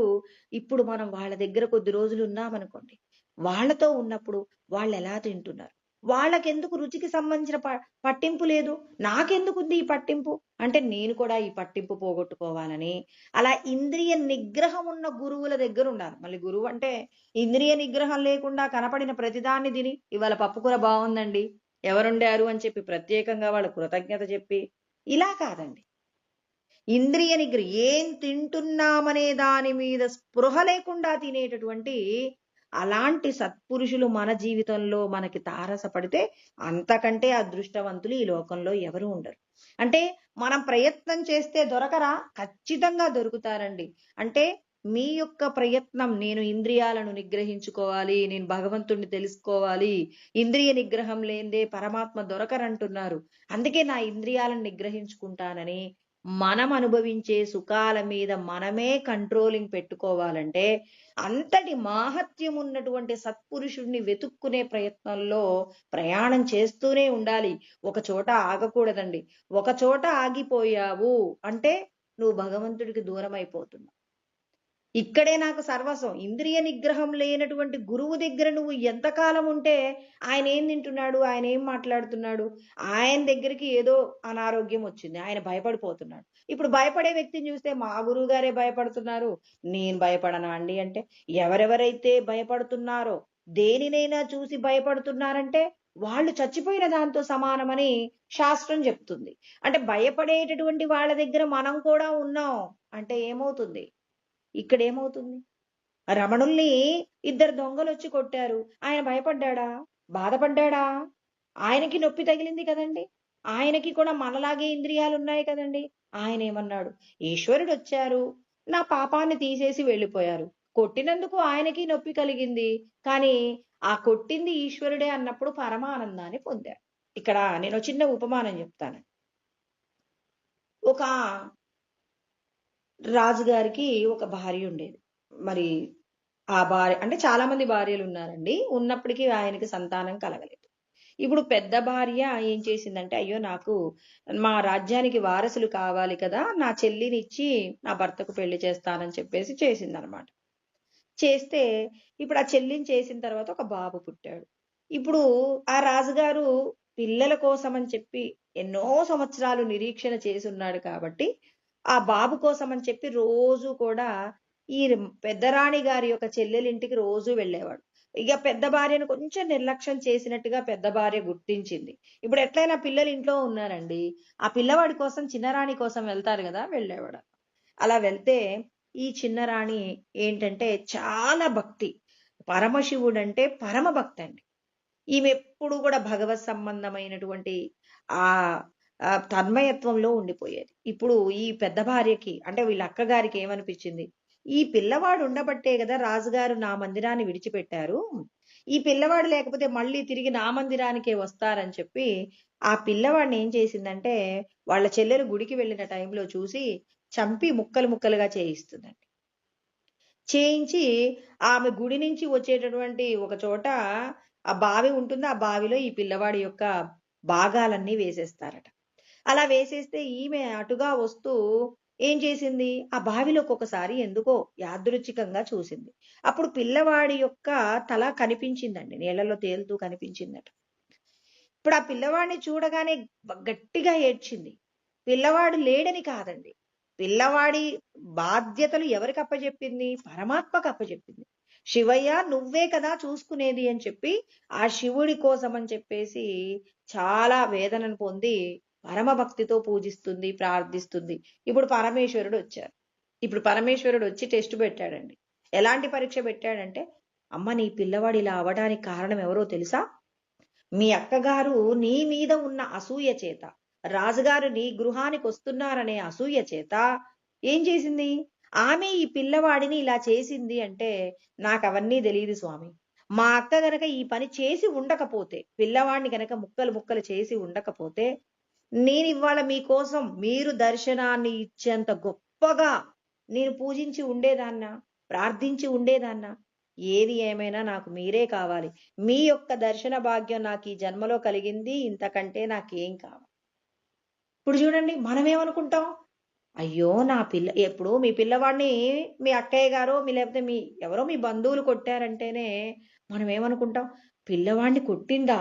పిల్లవాడు ఎంత ఏడ్చుంటాడో, ఆ టైంలో పిల్లవాడికి ఎంత నొప్పి కలిగి ఉంటుందో అని, ఆ పిల్లవాడు దెబ్బ తిన్నది ఒక్కసారి కానీ, మనం జీవితాంతం మీ అక్కయ్య గారిని గుర్తుపెట్టుకుంటారు. అక్క కొట్టిందా పిల్లవాడిని? అక్క కొట్టిందా? పిల్లవాడు ఎంత బాధపడ్డాడో! ఇదే విషయాన్ని 1కి 10 సార్లు స్మరణ చేసి, చేసి, చేసి, చేసి ఇప్పుడు ఆ అక్కని ఏదైనా చేసేంత కసి పెరుగుతుందండి. కానీ ఈ మహాతల్లి చూడండి ఎలా ఉందో. ఆమేమంటుంది? ఆమె వల్లే కదా! అంటే మనకెవరైనా కష్టమిస్తే, ఆ కష్టమున్న వారి మీద పగ తీర్చుకోవడం మానేసి, భగవంతుడిని తెలుసుకోవడానికి, భగవంతుడి యొక్క కార్యాలు చేయడానికి మనం ఏం చేయాలి? ప్రయత్నం చేయాలి. ఆ ప్రయత్నం చేస్తే భగవంతుడు ఏం చేస్తాడు? మనకు అనుగ్రహం చేస్తాడు. ఇప్పుడు ఆమె చూడండి ఎలా ఉందో. నాకు మీరే కావాలి అంటే పిల్లవాడు అలా అయిపోయాడు. కానీ దేహబంధాల కంటే ఆ పరమేశ్వరుడే గొప్ప అనేటటువంటి సత్యం గ్రహించిన వాళ్ళు దేహబంధాలకు సంబంధించిన విషయాలలో ప్రేమగా ఉంటారు. కానీ ఆసక్తి అంతా పరమాత్మ మీద ఉంటుంది. బాధ్యతతో ఉంటారు, ప్రేమతో ఉంటారు. కృష్ణ పరమాత్మ అదే కదండి చెప్పింది మనకి. ఆసక్తిరన విశ్వంగ పుత్రదార గృహాదిషు. భార్య బిడ్డలు అనేది మీరు భగవంతుణ్ణి తెలుసుకోవడానికి ఒక్కొక్కరు మీకు సాధనకు ఉపయోగపడేటటువంటి మరి ఒక సాధనములే తప్ప ఇది మీ జీవితం కాదు. మీ యొక్క ప్రయాణంలో ఈశ్వర సాధనను చేసుకోవడంలో మీకు చిన్నప్పుడు తల్లిదండ్రులు, పెరిగి పెద్ద అవుతుంటే స్నేహితులు, తర్వాత మరి ఉద్యోగం సంపాదించి కొంత ఆదాయం, తర్వాత భార్య బిడ్డలు, వీళ్ళందరూ కూడా దేనికి ఉపయోగపడాలి? మన యొక్క లక్ష్యాన్ని, అంటే లక్ష్యం అంటే ఏంటి? భగవంతుణ్ణి తెలుసుకోవాలనేటటువంటి లక్ష్య సాధనకి వీళ్ళందరూ కూడా సమిధలవ్వాలే తప్ప వీళ్ళందరే శాశ్వతం అనుకుంటూ ఉన్నంత కాలం మళ్ళీ మళ్ళీ శరీరాలు పొందాలి. ఇక్కడ చూడండి, ఆమె నా యొక్క ప్రత్యేకమైనటువంటి కోరిక ఏంటి? మిమ్మల్ని దర్శనం చేసుకున్నాను, ఇంతకంటే నాకేం కావాలి భాగ్యం అని చెప్పి దేహ బంధాలకు సంబంధించిన విలువ తక్కువ ఇచ్చి పరమాత్మకు గొప్పదైనటువంటి స్థానాన్ని ఇచ్చినటువంటి మహాతల్లి మనందరికీ ఆదర్శంగా ఉండాలి. అంటే దేహ బంధాలనేవి ఏంటి? ఒక నాటకం జరుగుతున్నంతసేపు అది నిజంలాగా ఉంటుంది. నాటకం అయిపోయాక ఏమనుకుంటాం? ఇదంతా కల్పితమని. ఇవాళ మన జీవితంలో జరిగిన సంఘటనలు కూడా ఇప్పుడు మనం ఒక్కసారి మన యొక్క వెనకటి జీవితానికి ఒక్కసారి మనం వెనక్కి మలితే వాటిలో ఏదైనా మీరు మార్చగలరా? కానీ భవిష్యత్తును మార్చగలరా? మార్చలేరు. గతాన్ని మార్చలేరు, భవిష్యత్తును మార్చలేరు. ప్రస్తుతాన్ని మాత్రం ఏం చేయగలము? దైవమయంగా దైవంతో కూడి మనం జీవించడానికి కావలసిన విధంగా మన యొక్క ప్రవర్తనను మార్చుకోవాలి. అంటే మనమందరం ఎందుకు ఇలా ఈ దేహ సంబంధమైన దుఃఖాలను పొందుతున్నామంటే మనము ప్రకృతిలో ఉన్నటువంటి దృశ్య సంబంధమైన విషయాల మీద ఆసక్తి పొందటంతోనే ఇక్కడ బ్రహ్మం ఏమైంది? జీవసత్తాగా మారిపోయింది. బ్రహ్మసత్తా దేనిగా మారుతుందండి? జీవసత్తాగా మారుతుంది. ఇప్పుడు జీవసత్తాగా మారినంత మాత్రాన మన లోపల పరబ్రహ్మ సత్తా ఉందంటారా? లేదంటారా? మీ మీద ముసుగు మాత్రమే ఉంది. ఆ ముసుగు తీసేశారు. ఒక వస్తువు మీద ఆసక్తి తీసేశారు. ఆ ఆసక్తి తీసేసిన మరుక్షణం మనం ఏమైతాం? పరబ్రహ్మం అవుతామండి. స్వబోధే నాణ్యబోధేచ్ఛ బోధరూపతయాత్మనః న దీపస్యాన్య దీపేచ్ఛ యథా స్వాత్మా ప్రకాశతే అని మనకు శంకరాచార్యుల వారు ఆత్మబోధలో శ్లోకం చెప్తారనమాట. అంటే మనము సద్గురువు దగ్గర మనము బోధను విన్నంత మాత్రము చేతనే మన మీద ఉన్నటువంటి అజ్ఞానం అనేటటువంటి మాయను పోగొట్టుకుంటే మనం స్వయంగానే ప్రకాశిస్తాం. మనల్ని ప్రకాశింప చేయాల్సిన అవసరం లేదు. ఇదే విషయాన్ని ఇక్కడ కృష్ణ పరమాత్మ చెప్తున్నారు. జ్ఞానేనతు తదజ్ఞానం ఏషాం నాశితమాత్మనః తేషాం ఆదిత్యవజ్ఞానం ప్రకాశయతి తత్పరం అంటున్నారు. అంటే ఇక్కడ కృష్ణ పరమాత్మ ఎవరైతే ఈ జ్ఞానాన్ని తెలుసుకుంటున్నారో, అంటే నేను ఈ దేహము కాదు, దేహము యందు ఉన్న సచ్చిదానంద ఘనరూపమైన ఆత్మనే నేను అని తెలుసుకునేటటువంటి వాళ్ళు ఏం చేయాలి? జ్ఞానము చేత అజ్ఞానాన్ని పోగొట్టుకోవాలి. ఈ దేహ సంబంధమైన విషయాలలో నేను ఇప్పుడు ఒక ఉపమానం చెప్పాను కదా, ఆమె ఏం చేసింది? దేహ సంబంధమైన దుఃఖాల కోసమే ఏడ్చిందండి. ఇక్కడ ఆమె ఎందుకు ఏడ్చింది చూడండి. పిల్లవాడు అలా అయిపోయాడు, నేను పిల్లవాడిని రక్షించే బాధ్యత మీకే కదా అప్పచెప్పింది. ఇక్కడ కోరిక ఏమై ఉంది ఆమెది? పిల్లవాడి కోసమే ఏడ్చింది.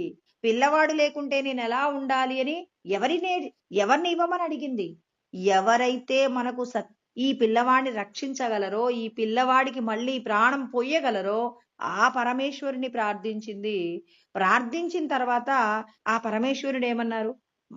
మనమేమంటాం? నాకు ఈ పరిస్థితి రావడానికి కారణం మా అక్కయ్యే. మా అక్కని ముందు భస్మం చేయండి, తర్వాత నా పిల్లవాడిని ఇవ్వండి అని అడుగుతాం. లేకపోతే పిల్లవాడిని ఇవ్వండి, రెండో కోరిక మా అక్కయ్యని భస్మం చేయండి అంటాం. ఆమె ఏమంటుంది?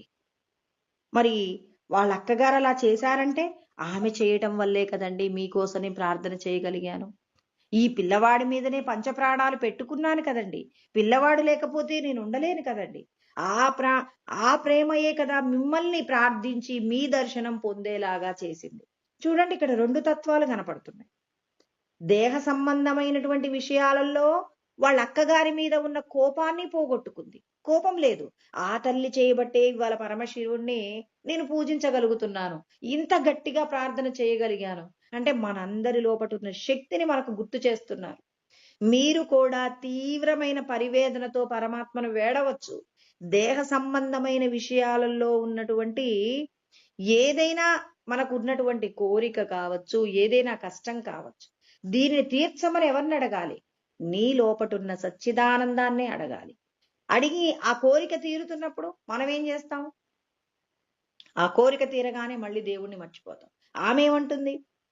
ఆ పరమశివుణ్ణి దర్శనం చేసుకోగానే ఆహా ఎంతటి భాగ్యమండి, మీలాంటి దర్శనం చెయ్యగలిగాం మేమని. ఇప్పుడు దేహ బంధాలకు విలువ తక్కువ ఇచ్చింది, ఆ పరమేశ్వరుడికి పెద్దపీట వేసింది. చూడండి, మొదట ఎక్కడ ప్రారంభించింది? పిల్లవాడి కోసం ప్రారంభించింది.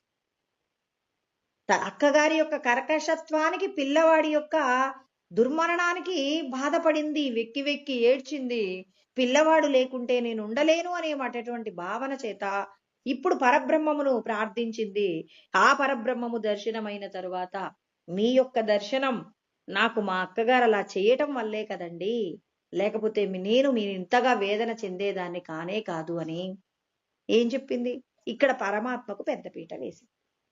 అంటే భగవంతుడు మనకిచ్చినటువంటి ఏదైతే కుటుంబం ఉందో ఆ కుటుంబం ఏం కావాలి? భగవంతుణ్ణి తెలుసుకోవడానికి ఒక్కొక్కరూ కూడా భగవంతుణ్ణి తెలుసుకోవడానికి ప్రతి ఒక్కరూ కూడా ఈ జ్ఞానం అనే అగ్నిలో సమిధలు కావలసి ఉంటుంది.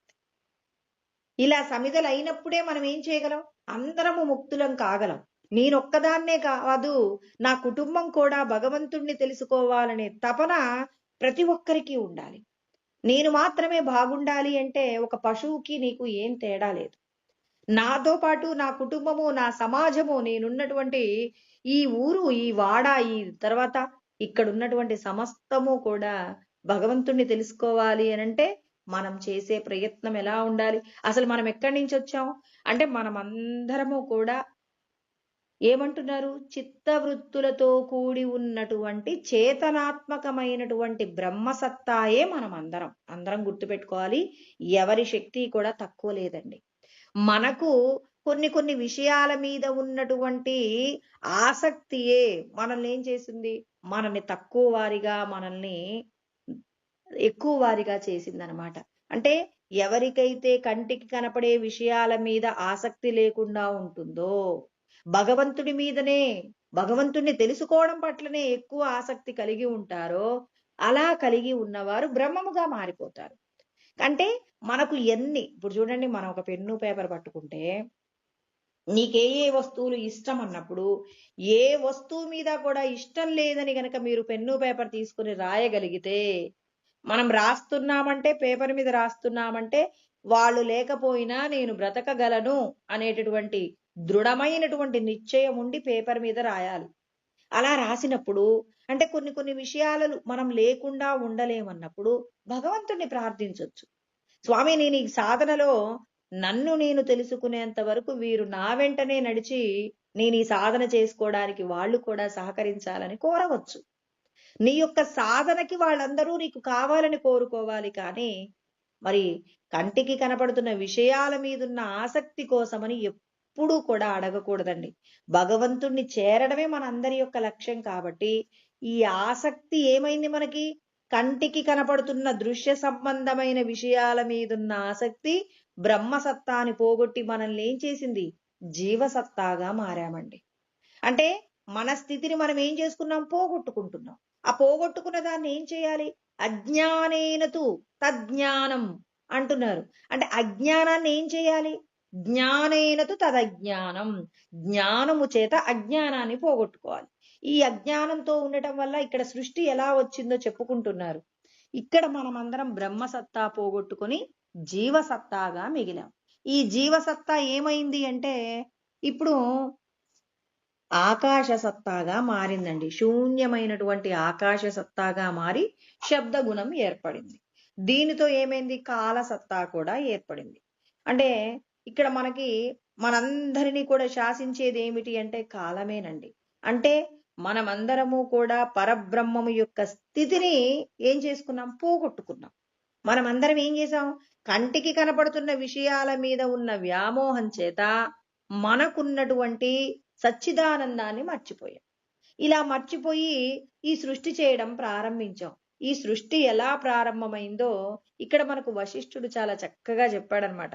ఎలా అంటే ఆయన చెప్తున్నాడు, అహంకారంతో కూడిన ఈ మాట కంటే ముందు ఇంకొక మాట చెప్తాను. ఏంటంటే ఒక శిల్పకారుడు ఏం చేశాడు? ఒక శిలను చూడగానే ఒక శిల్పం చెక్కాలి అనుకున్నాడు. ఇప్పుడు ఎలాంటి శిల్పం చెక్కాలో ఆయన ఏం చేస్తాడు? తన మనస్సులో ఏం చేస్తాడు? ఆ చిత్రపటాన్ని ఏం చేసుకుంటాడండి? సంకల్పం చేసుకుంటాడు. ఆ చిత్రపటాన్ని తన హృదయ పలకం మీద చూస్తాడు. చూసి ఇప్పుడు ఆ శిల్పాన్ని చెక్కుతాడు. శిల్పం చెక్కాలి, ఇతడు నేను అనుకున్నటువంటి శిల్పం నేను చెక్కాలని అనుకున్నాను అనుకోండి, ఇప్పుడు ఆ శిలకి అంత సత్తా ఉండాలండి. అవునా కాదా? ఇప్పుడు ఒక శిల్పం అక్కడ చూస్తున్నాం.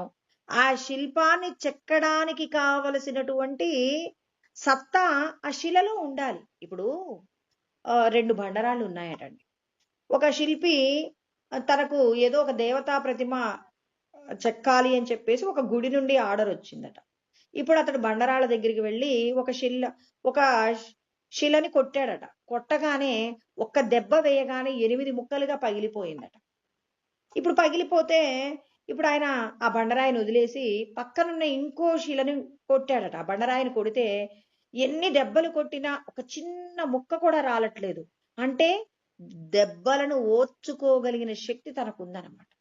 ఇప్పుడు ఈ 2 బండరాళ్లను కూడా లారీలో ఎక్కించండి. ఈ 2 ఉపయోగపడతాయి. ఒక దెబ్బ వేయగానే 8 ముక్కలైన దాన్నేమో ఫ్లోరింగ్ చెయ్యండి. అంటే కింద నేల మీద పరచండి. ఈ ఒక్క దెబ్బ వేసినా, ఎన్ని దెబ్బలు వేసినా ఒక చిన్న ముక్క కూడా రాలకుండా ఉన్నటువంటి దానినేమో శిల్పంగా అంటే దేవతా ప్రతిమగా చెక్కడానికి ఉపయోగపడుతుందని ఆయన ఏం చేశాడు? ఆ ఏమైంది? మరి కొట్టగానే 8 ఒక్కలైనదేమో కింద నేల మీద పరచబడింది. ఎన్ని దెబ్బలు కొట్టినా శిల్పం చెక్కడానికి కావలసిన విధంగా ఉంది కాబట్టి ఆ విగ్రహం ఏమైంది అంటే, ఆ శిల ఏమైందంటే దేవతా రూపంగా మారితే ఇప్పుడు ఈ 2 శిలలు మాట్లాడుకుంటున్నాయట. ఒకటేమో దేవత అయింది, ఒకటేమో అందరూ నేల మీద నడుస్తున్నారు. ఇప్పుడు ఈ 2 బండరాళ్ళు మాట్లాడుకుంటున్నాయి. నువ్వు నేను పక్కపక్కనే ఉన్నాం. అంటే ఒక తల్లి గర్భంలోనే పుట్టాం. కానీ నువ్వేంటి ఇలా ఉన్నావు? నేనేంటి ఇలా ఉన్నావు? నీ దగ్గరకొచ్చేమో అందరూ దండం పెడుతున్నారని బండరాయిగా నేల మీద పరిచినటువంటి ఆ రాయి అంటుంది. అప్పుడు ఆ దేవతగా మారినటువంటి ఆ శిల్పం మాట్లాడుతుంది.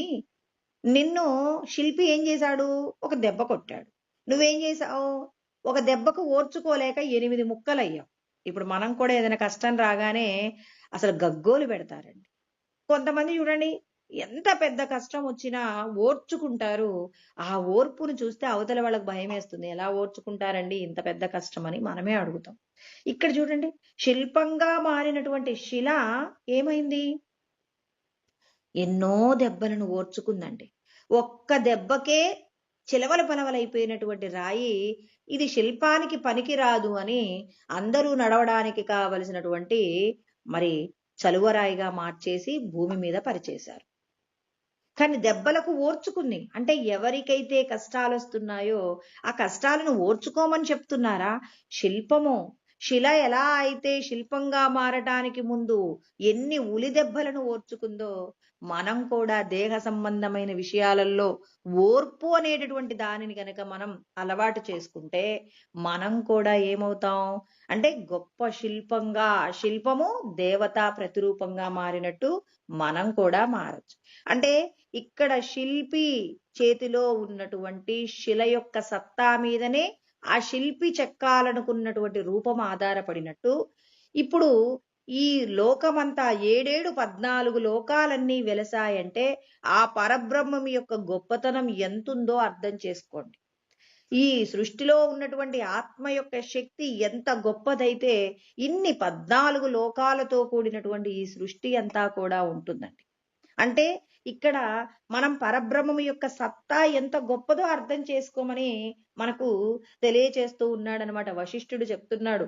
మరి పరమాత్మ మనకు భగవద్గీతలో ఏమని చెప్పారు? 10వ అధ్యాయం చివరి శ్లోకంలో, అథవా బహునైతేన కిం జ్ఞాతేన తవ చార్జున విష్టభ్యాహమిదం కృష్ణం ఏకాంశేన స్థితో జగత్ అన్నారు. అంటే మీరు చూస్తున్న ఈ జగత్తంతా నా ఒకానొక్క అంశ అన్నారు. అంటే పరబ్రహ్మం యొక్క సత్తా ఇంత అని చెప్పగలమా? ఈ సృష్టిలో ఉన్నటువంటి ఇన్ని లోకాలతో ఉన్నటువంటి అసలు మనకి ఎన్నో ఏమంటారు, ఆ పాలపుంత యందు ఎన్నో నక్షత్రాలు ఉన్నాయంటారు. అందులో మన కంటికి కనపడేవి కొన్నే అంటారు. మరి ఎన్నెన్నో ఉన్నటువంటి రహస్యాలతో కూడినటువంటి ఈ జగత్తంతా భగవంతుడి యొక్క ఒకానొక్క అంశ. అంటే మన యొక్క బ్రహ్మ సత్తాని దేనిగా మార్చుకున్నాం? మనము నాలుకను కంట్రోల్ చేసుకోలేక చెవి ద్వారా వినే శబ్దాలలో నచ్చిన మాటలే. నేను ప్రవచనం వినను ఎందుకంటాం? ఏదో పనికిరానటువంటి బయట ఉన్న వ్యవహారాలు వినటానికి ఇష్టపడతాం. ఎవరి ప్రవచనం వినా నీకు భాగవతం వినటం వచ్చా, లేకపోతే రామాయణమో ఏదో ఒకటి. మరి పరబ్రహ్మమును గురించినటువంటి జ్ఞానాన్ని తెలుసుకోవాలంటే ఏదో ఒక ప్రవచనాన్ని వినాలి. బోధో అన్య సాధనేభ్యోహి సాక్షాన్ మోక్షైక సాధనం అంటున్నారు. మోక్షం పొందాలంటే నువ్వు జ్ఞానాన్ని ఏం చేయాలి? ప్రబోధ రూపంలో విన్నప్పుడే నీకు అర్థమవుతుంది. కానీ నీ దగ్గర ఎన్ని పుస్తకాలుండి అధ్యయనం చేస్తున్నా నీకు కావలసినటువంటి సత్యము యందు ఉన్న చిన్న మెలిక నీకు అర్థం కాదు.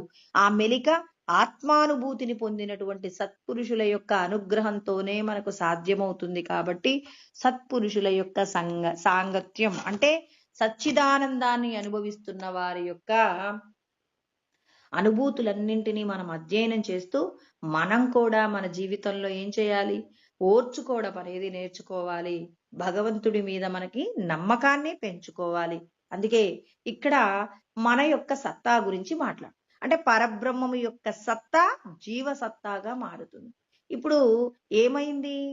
ఈ జీవసత్తానే ఆకాశ సత్తా కాలసత్తాగా మారి అహంకారంగా మారినప్పుడు హిరణ్య గర్భుడు ఈ లోకాలన్నీ సృష్టి చేశాడనమాట. ఈ హిరణ్య గర్భుడు చేసినటువంటి ఈ సృష్టి ఎలా ఉందో చెప్తున్నారు.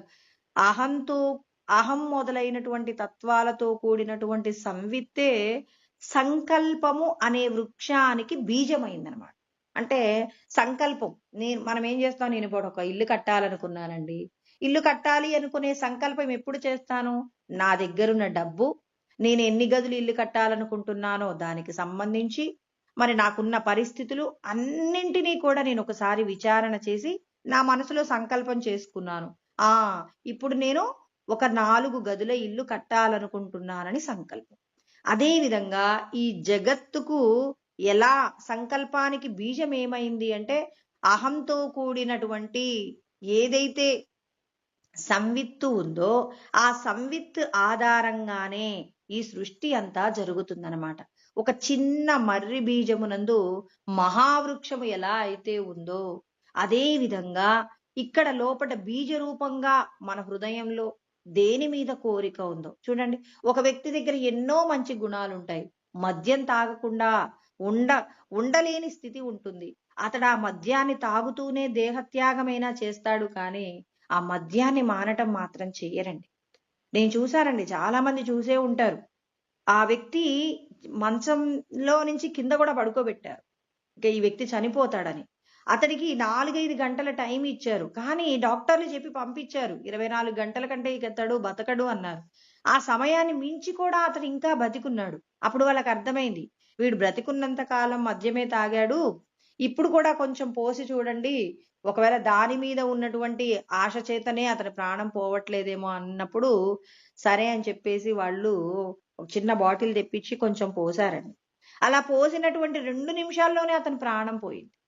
అంటే తాను అనుకున్న వస్తువును తాను పొంది ఇక వెళ్ళిపోయాడు. అంటే తన ప్రాణం దీని వల్ల పోతుంది అని తెలిసినా తాను ఎందుకు దానికోసమే తపన పడతాడంటే చూడండి, అతని బీజ రూపంగా అతనికి ఏముంది, అతని సంకల్పంలో ఏమున్నాయి? ఇక్కడ సంవిత్తు ఏంటి? తాను నాలుకకు సంబంధించి ఒక పదార్థం కోసం ఏం చేస్తున్నాడు? పరితపిస్తున్నాడు. ఆ పరితాపం ఏమైంది? మరొక శరీరాన్ని తీసుకోవడానికి, ఈ శరీరాన్ని విడిచిపెట్టడానికి కూడా అతడేమి ఇబ్బంది పడట్లే.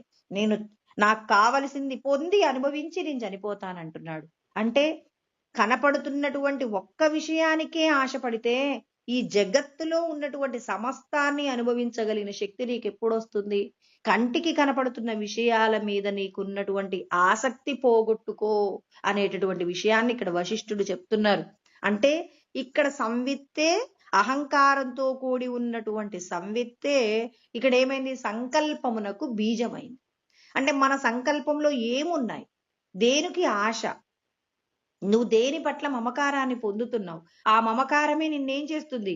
మళ్ళీ మళ్ళీ శరీరాలను పొందడానికి కావలసిన స్థితిని తీసుకొస్తుంది. కాబట్టి ఇక్కడ ఈ సంవిత్తు నుండే ఏమొచ్చింది? అహంతో కూడినటువంటి ఈ సంవిత్తు నుంచి ఏమైంది అంటే స్పంద రూపంలో, అంటే స్పందనకు సంబంధించినటువంటి రూపమైనటువంటి వాయుతత్వం ఏర్పడింది.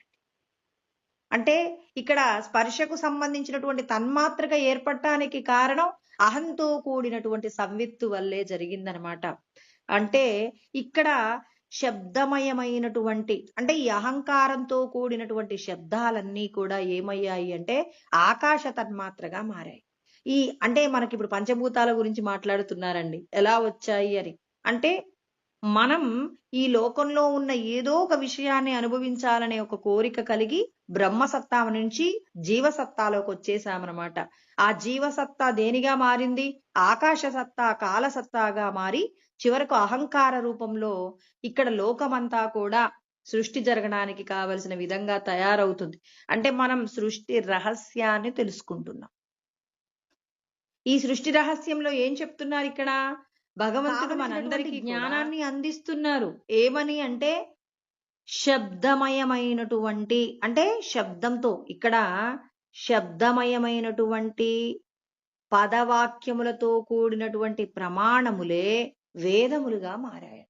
అంటే ఇక్కడ చూడండి, పద వాక్యములతో కూడినటువంటి ప్రమాణములే ఎలా మారాయి? వేదములు. మరి ఈ వేదములన్నీ కూడా పరబ్రహ్మ స్వరూపంగా మారాయట. ఎలా మారాయి అని అంటే ఇక్కడ పరమాత్మ మనందరికీ, పరమాత్మ అంటే ఇక్కడ వశిష్ఠుడే పరమాత్మ స్వరూపంగా మనందరికీ కూడా జ్ఞానం అందిస్తూ ఉన్నారన్నమాట. అర్ధరూపముతో కూడినటువంటి పదములే ఏమయ్యాయి అంటే వేద స్వరూపంగా ఉండి ఆ బ్రహ్మము నుండే ఈ జగత్ వచ్చిందనమాట. అంటే వేద స్వరూపంగా ఉన్నటువంటి పరబ్రహ్మము నుండి జగత్ అంతా వచ్చింది. అర్థములతో కూడినటువంటి శబ్దములు. అంటే ఇప్పుడు ఈ పని చేస్తే నాకు ఇప్పుడు సంతానం కావాలి అన్నాను అనుకోండి. ఇప్పుడు మనం ఎక్కడికి వెళ్ళాలి? సుబ్రహ్మణ్యేశ్వర స్వామికి సంబంధించిన పూజ క్రతువు చేస్తే సంతానం కలుగుతుంది. ఇప్పుడు సంపదల లేమి ఉందనుకోండి, కనకదార స్తోత్రానికి సంబంధించి కొన్ని నియమాలు చెప్తారు. ఆ నియమాలన్నీ కూడా పాటించారనుకోండి, ఏమవుతుంది? వాళ్ళకి ఏంటి దరిద్రానికి, సంపదలు లేకపోవడం వల్ల వచ్చినటువంటి దరిద్రం అంతా పోయి వాళ్ళ ఇంట్లోకి సంపదలు వస్తాయి. అంటే ఇక్కడ అర్థములతో కూడినటువంటి శబ్దములే వేద స్వరూపాలుగా బ్రహ్మముగా మారి ఆ బ్రహ్మం ఏం చేసింది? ఈ జగత్తునంతా కూడా సృష్టి చేసింది. ఇప్పుడు ఈ లోకంలో ఉన్నటువంటి, ఇప్పుడు నేను ఒక పిల్లి అనేటటువంటి మాట విన్నానండి. వినగానే నాకు పిల్లి అనగానే నేనేం చేస్తాను? ఇదివరకు నేను ఆ పిల్లి రూపాన్ని చూసి ఉన్నాను కాబట్టి పిల్లి అనగానే నాకు నా మనసులోకి పిల్లి అనే బొమ్మ వచ్చేసిందండి. ఇప్పుడు మీ అందరికీ కూడా ఆ రూపం వచ్చేసి ఉంటుంది.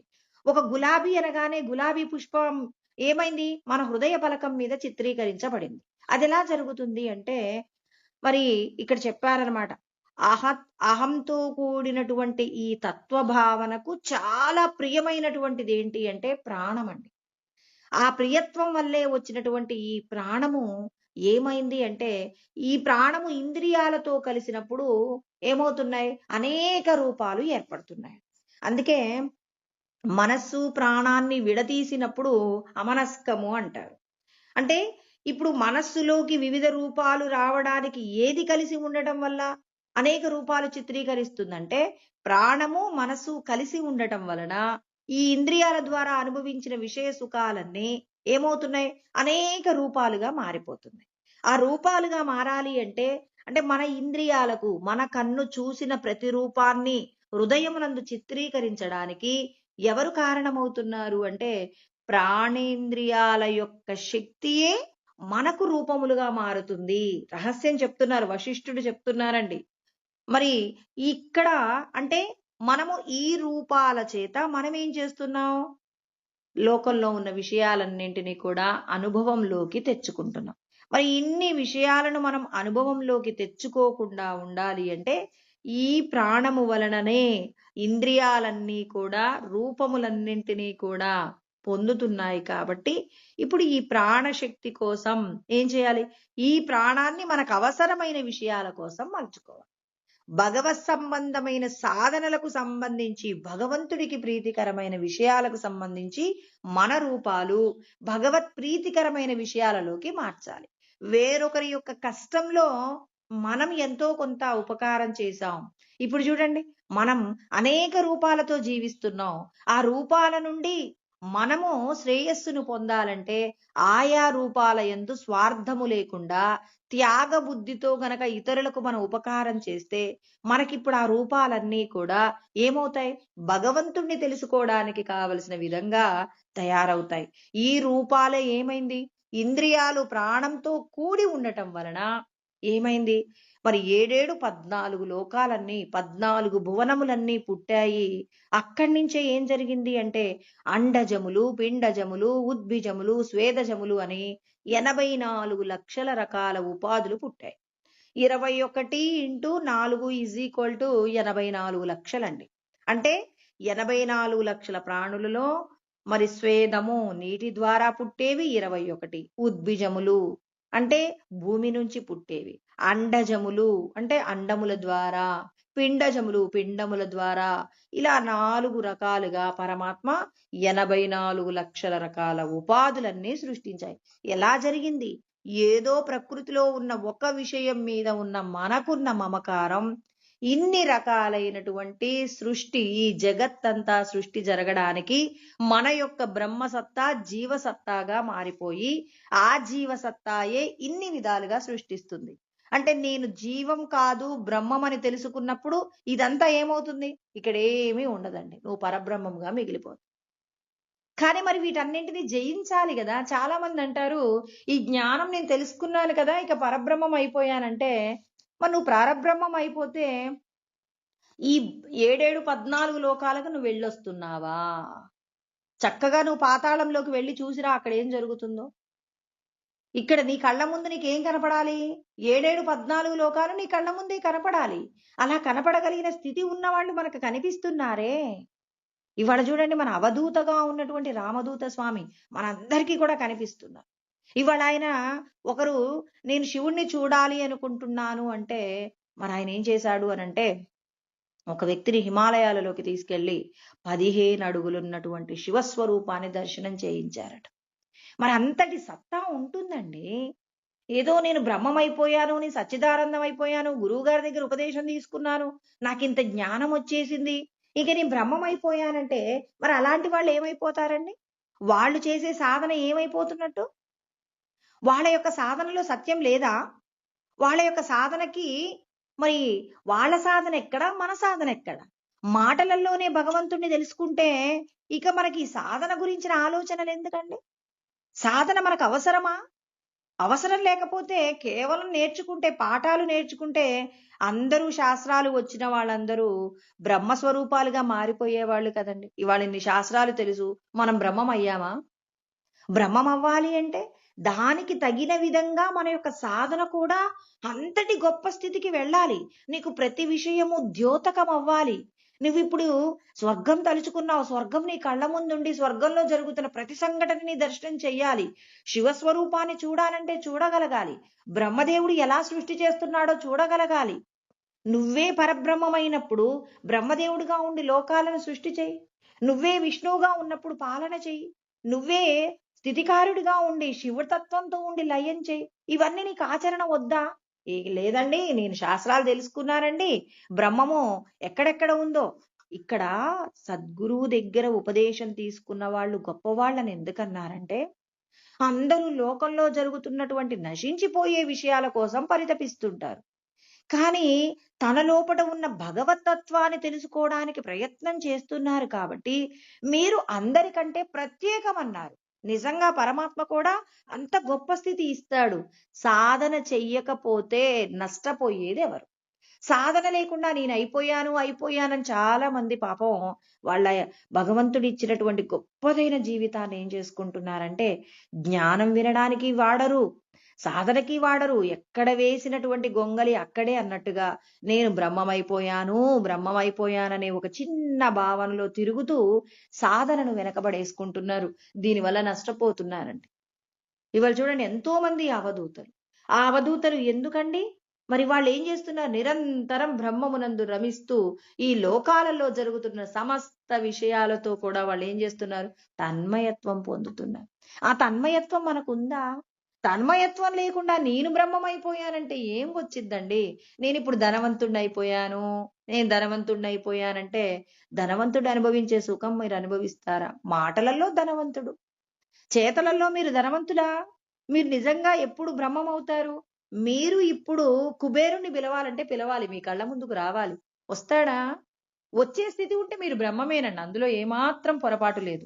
మీరిప్పుడు కుబేరుని పిలిచి ఇప్పుడు ఒక 1000 కోట్ల రూపాయలు రాశి పోసిపో నాయనా అంటే కుబేరుడు పోసిపోవాలి. పోసిపోయాడనుకోండి మీరు బ్రహ్మమే. ఉత్త మాటలతో కడుపు నిండదండి. అన్నం తింటేనే కడుపు నిండుతుంది. అంతేకాని మాటల చేత బ్రహ్మమైపోయామనేటటువంటి అనవసరమైన వ్యర్థమైన మాటల చేత మీ జీవితాలు వృధా చేసుకోకండి. నేను పంచభక్ష పరమాన్నాలు తింటున్నానంటే ఎదురుగా ఉండాలి, తినాలి. తినడం ద్వారా నేను తృప్తిని పొందాలి, నా కడుపు నిండాలి. అప్పుడు మాత్రమే దానివల్ల ప్రయోజనం. కానీ నేను తినందేముంది అంటే, నువ్వు ముందు తింటే కదా దాని మీద ఆశ తీరేది. నువ్వు బ్రహ్మం అయితే కదా నీకు దేని మీద ఆశ ఉండకూడదు.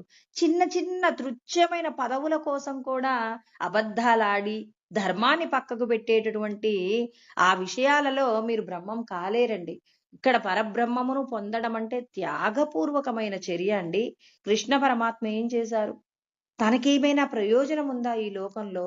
లేకపోయినా లోకాన్ని సవ్య దిశలో నడిపించడం కోసం అని చెప్పి ఎన్నో త్యాగాలు చేసినటువంటి మహానుభావుడు కృష్ణ పరమాత్మ. పరిపూర్ణ అవతారంగా ఇలా మనం చెప్పుకుంటున్నటువంటి వాళ్ళ పేర్లలో ఏ పేరు తక్కువ అండి? ఎవరు తక్కువ అండి? కుటుంబాలు వదిలేసి నిరంతరం భగవత్ సంబంధమైన సాధన కోసం పరితపిస్తున్నటువంటి వాళ్ళు.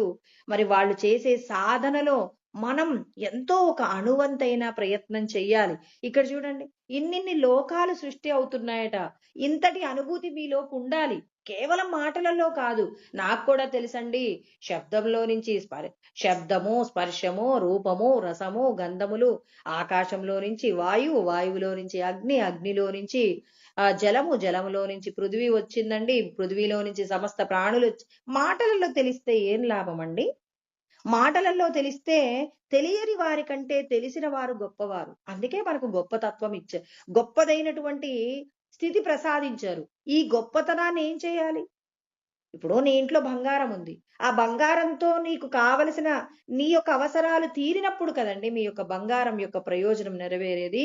మనం కూడా బంగారం యొక్క ప్రయోజనం అంటే పరబ్రహ్మం యొక్క ప్రయోజనం పొందుతున్నామంటే నీ మీద పిడుగుపడినా ఈ శరీరం కాలిపోతుంది, నేను కాలిపోను కదా అని చిన్న భయం లేకుండా అలా హాయిగా ఉండగలిగిన స్థితి మీకుంటే మీరు పరబ్రహ్మమే.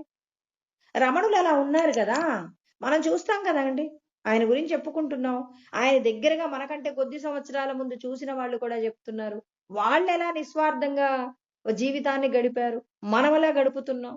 మాటలలోనే పరబ్రహ్మమును దర్శనం చేయించే వాళ్ళు ఉన్నంత కాలం, అంటే అమాయకపు గొర్రెలు ఉన్నంత కాలం ఇక్కడ తప్పనట్లేదు. సాధన చేయించలేనటువంటి గురుతత్వం మహాపాపాన్ని మూటగట్టుకుంటుంది. సాధన చేయించాలి. నీ వల్ల ఎంత అవుతుందో అంతగా సత్యం మాట్లాడు, అబద్ధాలు వదిలిపెట్టండి. తినే పదార్థంలో స్వచ్ఛత చూసుకోండి. ఇతరులకు చెడు చేయనటువంటి మనస్తత్వాన్ని అలవాటు చేసుకోండి అని వాళ్ళు ఆచరిస్తూ నేర్పించేటటువంటి ఆ తత్వంలో ఉన్నటువంటి ఆ సద్గురు స్వరూపం మనకు దొరికినప్పుడు మనం ముక్తులం కాగలుగుతామన్నమాట. అందుకే ఇక్కడ కృష్ణ పరమాత్మ వశిష్ఠుడి రూపంలో చెప్తున్నారు. ఎందుకంటే కృష్ణ పరమాత్మయే కదండి వశిష్ఠుడిగా ఉంది. ఉన్నది ఒక్కటే తత్వం అయినప్పుడు ఏ మాట మాట్లాడుకున్నా తప్పేమీ లేదు. కాకపోతే ఇక్కడ వశిష్ఠుడే చెప్పాడు. అంటే ఇక్కడ ఏంటి, ప్రాణము ఇంద్రియములతో కలిసినప్పుడు రూపాలు ఏర్పడుతున్నాయి. ఆ రూపాలతోనే 7, 14 భువనాలు కలుగుతున్నాయి. తర్వాత రకరకాలైనటువంటి అండజములు, పిండజములు, స్వేదజములు, ఉద్భిజములు అనేటటువంటి 84 లక్షల ఉపాధులు కూడా ఉద్భవిస్తూ ఉన్నాయన్నమాట. ఇప్పుడు ఇలా వచ్చిన తర్వాత స్పర్శకు సంబంధించి ఏం జరిగింది ఇక్కడ? మరి స్పర్శకు సంబంధించి 49 రకాలైనటువంటి వాయు ప్రసరణములు జరుగుతున్నాయట. అంటే మన శరీరానికి సంబంధించి సమస్త ప్రాణులకు కూడా ఇలా వాయు ప్రసరణం జరుగుతూనే ఉంటుంది. అంటే ఇక్కడ చూడండి, ఇందులో నుంచే వాయు ప్రసరణం కూడా జరుగుతుందన్నమాట. ఈ వాయు ప్రసరణం జరగటం వలనే సమస్త ప్రాణులు కూడా స్పందనకు సంబంధించిన వివిధ విషయాలు వెల్లడి చేస్తూ ఉన్నాయి. అంటే స్పందనకు సంబంధించిన నిర్వహణంతా వాయు తన్మాత్ర చేస్తుంది అనంటే ఇక్కడ అహం తత్వములతో కూడి 49 ప్రసరణములు, వాయు ప్రసరణములు జరుగుతున్నాయట. ఇక తేజో అంటే ప్రకాశానికి సంబంధించినటువంటి ఆ తత్వము నుంచి ఏమొస్తున్నాయట అంటే తేజో తత్వములన్నీ పుడుతున్నాయి. తేజో తత్వాలు అనంటే సూర్యుడు ప్రకాశిస్తుంటారు. సూర్యుడు, అగ్ని, విద్యుత్తు ఇవన్నీ కూడా ఏమవుతున్నాయి? ఇవన్నీ స్వయం ప్రకాశకంగా ఉద్భవిస్తున్నాయి. అంటే భగవంతుడి యొక్క శక్తి ఏమవుతుంది? అహం స్ఫురణ ద్వారా ఏమవుతుంది అనంటే ఈ తత్వాలుగా అంటే ప్రకాశ స్వరూపంగా తేజో తత్వాన్ని మనం ఏం చేస్తున్నాం? దర్శనం చేయగలుగుతున్నాం. లేస్తే సూర్యుని చూస్తున్నాం, అగ్నిని చూస్తున్నాం.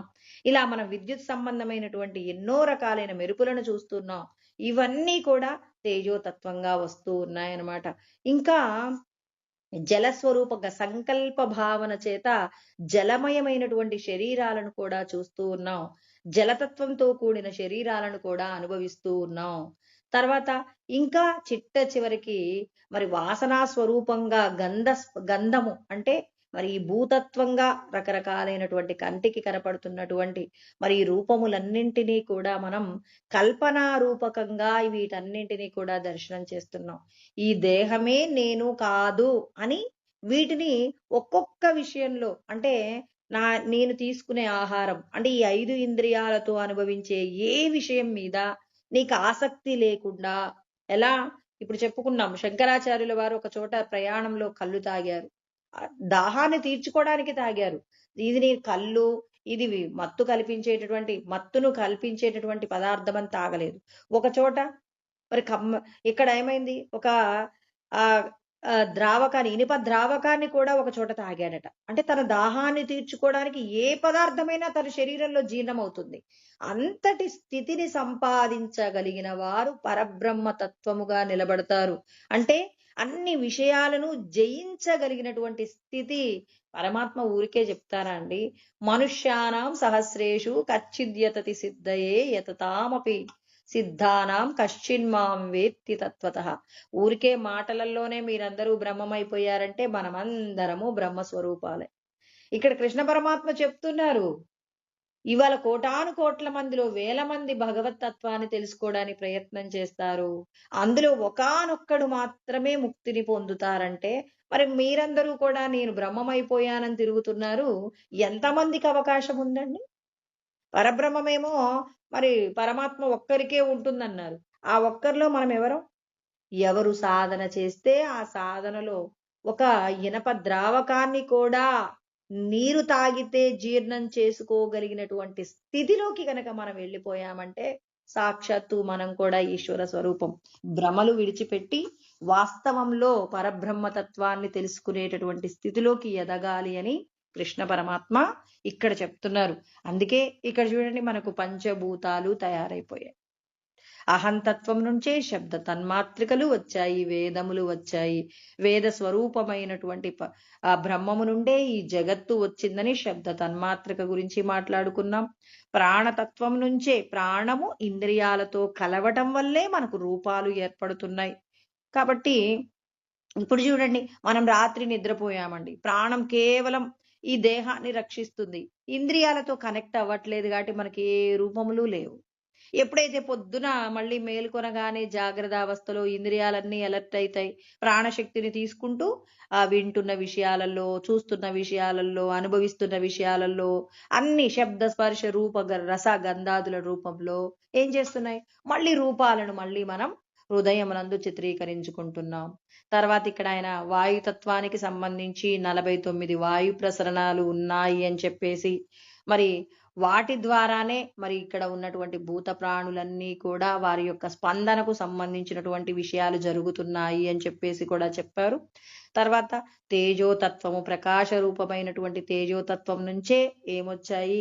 మరి సూర్య చంద్రులు అందరూ కూడా ప్రకాశించారు. సూర్యుడు, అగ్ని, తర్వాత మెరుపులు ఇవన్నీ సృష్టించాయి.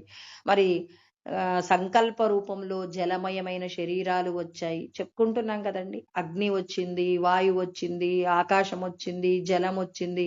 తర్వాత కల్పనా రూపకంగా గంధస్వరూపమైనటువంటి మరి భూతత్వము, భూమికి సంబంధించినటువంటి అనేక రూపాలన్నీ కూడా మరి ఇవన్నీ కూడా వచ్చాయి అని చెప్పి వశిష్ఠుడు చెప్తున్నారు. ఈ విషయాన్ని ఇక్కడే ఎందుకు చెప్పుకోవాలంటే, అజ్ఞానము అంటే భగవంతుడు మనకి ఎప్పుడు ఏది అవసరమో ఆయనే ఏర్పాటు చేస్తారనటంలో ఏమాత్రం సందేహం లేదనమాట.